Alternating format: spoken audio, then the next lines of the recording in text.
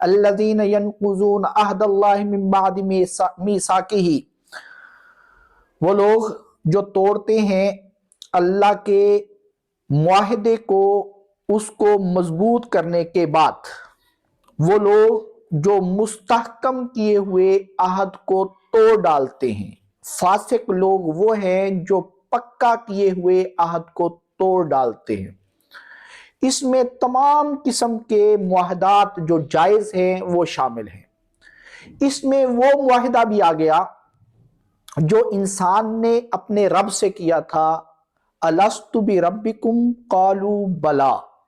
اس میں وہ معاہدہ بھی آ گیا جو اللہ تعالیٰ نے تمام انبیاء سے لیا تھا، اور تمام انبیاء کے واسطے سے سارے انبیاء کی امتوں سے لیا تھا۔ وَإِذْ أَخَذَ اللَّهُ مِيثَاقَ النَّبِيِّينَ، اللہ تعالیٰ نے تمام انبیاء سے ایک معاہدہ لیا تھا کہ اے نبیو سن لو، تمہاری موجودگی میں اگر کوئی اور نبی آ جائے تو تم نے اس نبی پر ایمان بھی لانا ہے، اس نبی کی تصدیق بھی کرنی ہے، اس نبی کی تائید بھی کرنی ہے، اس کی مدد اور نصرت بھی کرنی ہے۔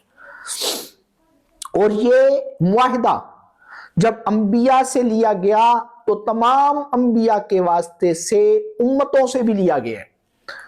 جس امت نے اس معاہدے کا، اس عہد کا لحاظ رکھا وہ کامیاب ہوئے ہیں، اور جس امت نے اس معاہدے کا لحاظ نہیں کیا، عہد شکنی کی ہے، وہ ناکام ہوئے ہیں۔ اس لیے جب بھی کوئی نبی موجود ہوتا تو کوئی دوسرے نبی آ جاتے تو پہلے والے موجود نبی اس نبی پر ایمان بھی لاتے، تصدیق و تائید بھی کرتے، اور اس کی مدد اور نصرت بھی کیا کرتے تھے۔ پھر آخر میں اللہ تعالیٰ نے تمام انبیاء کے سردار حضور نبی کریم صلی اللہ علیہ وسلم کو مبعوث کیا، اور آقا علیہ الصلوۃ والسلام کی موجودگی میں اگر حضرت ابراہیم خلیل اللہ بھی ہوتے، حضرت عیسیٰ روح اللہ بھی ہوتے، حضرت موسیٰ کلیم اللہ بھی ہوتے، حضرت نوح نجی اللہ بھی ہوتے، حضرت اسماعیل ذبیح اللہ بھی ہوتے، تو وہ بھی آقا علیہ الصلوۃ والسلام کا کلمہ پڑھ کر، لا الہ الا اللہ محمد الرسول اللہ پڑھ کر آقا علیہ الصلوۃ والسلام پر ایمان بھی لاتے، نصرت بھی کرتے، ان کی تائید بھی کرتے، ان کی مدد بھی کرتے۔ اب چونکہ آپ علیہ الصلوۃ والسلام کی موجودگی میں یہ انبیاء تشریف نہیں لائے، تو آپ علیہ الصلوۃ والسلام پر کے لیے آپ علیہ الصلوۃ والسلام پر ایمان لانا باقی تمام امتوں پر لازم ہے، بلکہ ساری انسانیت پر لازم ہے کہ آقا علیہ الصلوۃ والسلام پر ایمان لائیں۔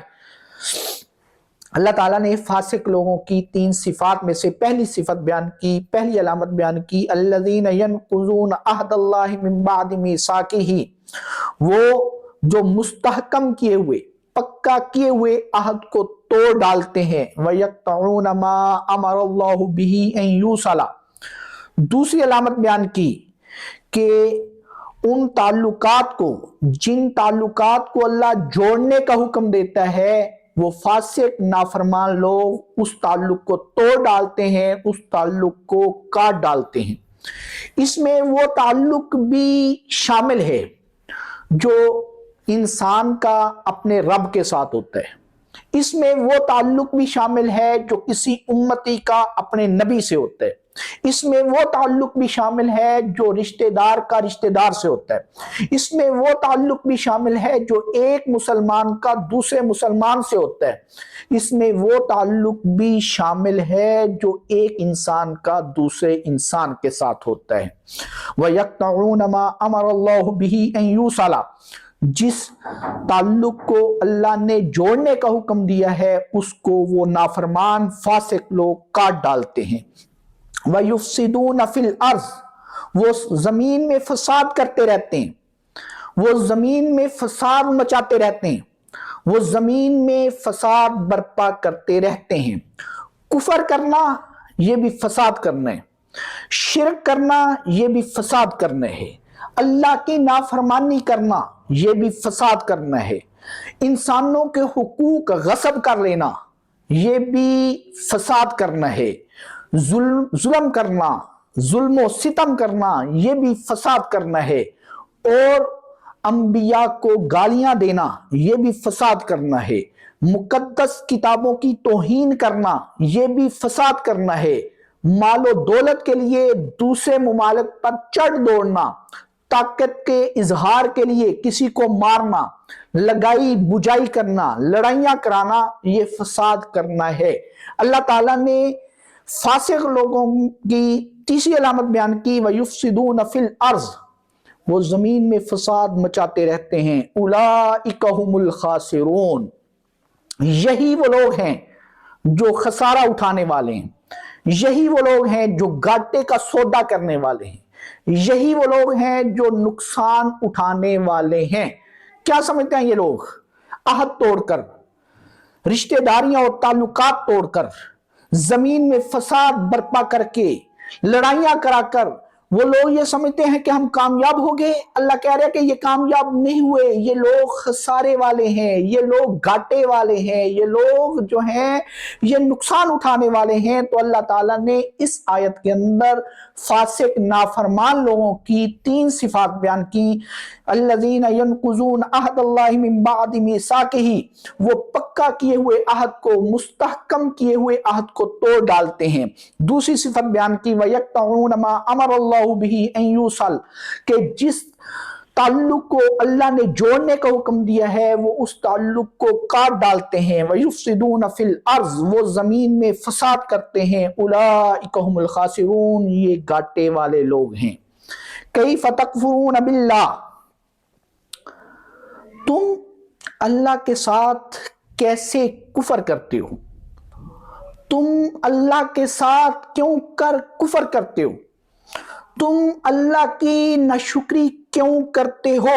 سوچو تو صحیح، وَكُنْتُمْ أَمْوَاتًا، تم تھے کیا؟ تم مردہ تھے۔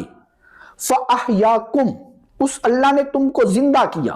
ثُمَّ يُمِيتُكُمْ، پھر اللہ تم کو مارے گا۔ ثُمَّ يُحْيِيكُمْ، پھر اللہ تم کو زندہ کرے گا۔ ثُمَّ إِلَيْهِ تُرْجَعُونَ، پھر اسی رب کی طرف تم لٹائے جاؤ گے۔ حیات بھی اسی ایک رب کے ہاتھ میں ہے، ممات بھی اسی ایک رب کے ہاتھ میں ہے، اور اسی رب کی طرف تم نے لوٹ جانا ہے۔ مسلمانوں کا ایک خدا، ایک رب، مسلمانوں کا عقیدہ یہ ہے کہ ایک رب ہے، ایک خدا ہے، ایک اللہ ہے۔ حیات کا مالک بھی وہی ہے، ممات کا مالک بھی وہی ہے، عزت کا مالک بھی وہی ہے، ذلت کا مالک بھی وہی ہے، بڑھاپا بھی اسی کے ہاتھ میں، جوانی بھی اسی کے ہاتھ میں، صحت تندرستی بیماری بھی اسی کے ہاتھ میں، غنا اور فقر بھی اسی کے ہاتھ میں۔ دوسرے لوگوں کی طرح مسلمان یہ نہیں کہتا کہ زندگی دینے والا خدا اور ہے، موت دینے والا خدا اور ہے، صحت دینے والا خدا اور ہے، ایسا بالکل نہیں۔ مسلمان ایک رب کو مانتے ہیں جو زندہ کرنے والا بھی ہے، جو مارنے والا بھی ہے، اور اسی کی طرف تم لٹائے جاؤ گے۔